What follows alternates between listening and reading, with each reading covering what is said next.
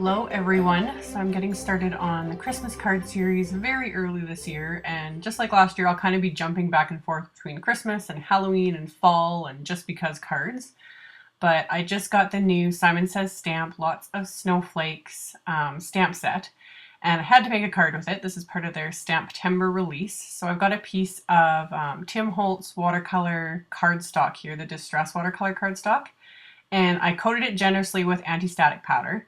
And I'm stamping the snowflakes onto it with Versamark, and I can't see them at all. It's not just on camera, like I literally can't see the stamped snowflakes on the watercolor paper. That's the one thing with the Versamark and with this watercolor paper, it's really hard to see the Versamark.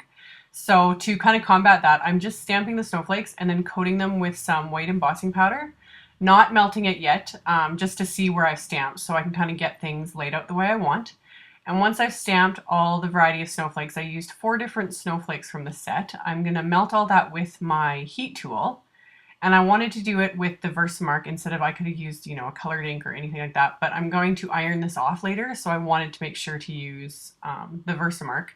So melted everything with my heat tool and then funneled everything back into the container from my little coffee filter.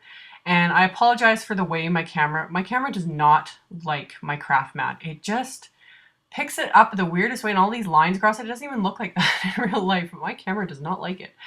Later on in the video when I'm a little closer, it doesn't do that, but here it just went wonky. But anyway, like I said, I have my craft sheet out and then I just mushed several different distress ink pads onto the surface. I used broken china, peacock feathers, seedless preserves, and dusty concord, and then I misted that with just some plain water and then press that watercolor paper right into it, and I get this gorgeous gradient watercolor effect and lots of ink everywhere. I have it all over my hands, total mess, but it's really fun. And then I want to heat this with my heat tool to get it to dry quickly, and since it's already been embossed, you just want to keep the heat tool moving so that you're not re-melting the embossing powder and then potentially creating a sticky mess. You just keep it moving and it's fine. And once this first layer has dried, you can see it kind of fades into the cardstock. You get a lighter image, but that's where it comes into play with pressing it into all these little splotches again. It creates not only the splotchy effect, but it really helps to deepen the color and really fun to do. And of course, all of the embossing that I did is resisting all of this color. So I've still got these great snowflakes popping out amongst all this crazy, splotchy, fun colors. So I ended up doing it 3 times altogether. The first time and then the second time to get the splotches, and then I dried that, and now this third time to get the finished look, or as happy as I was with it. So I dried that for the last time and then wiped up this whole mess with just a baby wipe to kind of clean it up here. And then I just took a towel and laid it down on my work surface and then grabbed a couple pieces of copy paper. And I had my iron heated up, and you just keep it moving over the surface here. And the nice thing about this too is, like, no matter how warped the cardstock gets from all the water and everything else, the iron just flattens it out nicely for you. So I did this 2 or 3 times between clean sheets of copy paper because you don't want to press it down again after you've peeled it off and picked up a bunch of the embossing.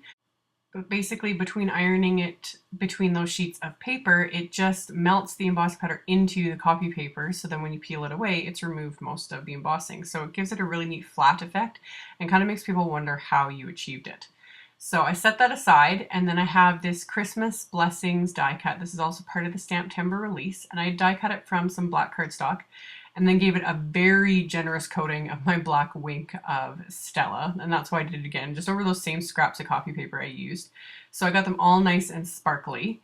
And then I took 2 little strips of just scrap cardstock and applied just a little bit of adhesive. So I got basically handles to hold onto these really fine little die cuts. And then I'm going to press my Versamark onto them. And I wasn't sure if this would work. I wasn't sure if the Versamark would pick up that wink of Stella, but it didn't. I was really impressed with that. So press the Versamark onto it really, really well. Coat those die cuts, and then I'm going to pour clear embossing powder over these just to give them some gloss. Glossy accents would give it a much more glossy effect, but it takes so long to dry, and you have to be so careful when you're applying it to these, to make sure not to get it anywhere else. And I just didn't have the patience for that. So using the Versamark and the clear embossing powder works pretty well. I ended up doing a second coat here just to give it a little bit more of a glossy effect. And then you can see, in real life, you can see that Winkostella black shimmer through it as well, which is just really cool. So you don't have to worry about the embossing powder that gets on that white strip of cardstock or any adhesive or anything, because you're going to peel these off in a second. But heat it up a second time to melt all that embossing powder, and then once I'm done, I'm just going to gently peel those off the little handles, and they're good to go. So get those peeled off, and then I was going to adhere them and use this whole watercolor panel as like my main focus of my card, but I didn't like how the sentiment was kind of just fading into it. You didn't really see it very well. So I ended up chopping this up, and I used one of my MFT fishtail flags dynamics and cut a piece out of it. And I was left over with enough to make a second card, which I'll just show a picture of the second card at the end. I used the same die cuts and obviously the same watercolor piece, and just did a different orientation with it. So in the end, it was kind of nice. I got 2 cards out of 1. So to adhere the Christmas Blessings die cut, I'm just using some of my Ranger Multimedia Matte. I'm just putting on little tiny dabs here and there on the back of the die cut, and not worrying too much if any does ooze out.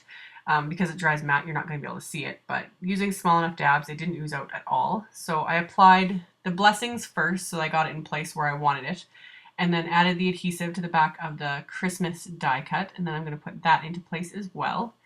And once I've got those in place, I decided I wanted to add just one more little embellishment to kind of finish it off. So I have this AmyR's iridescent kind of cord, I guess you'd call it.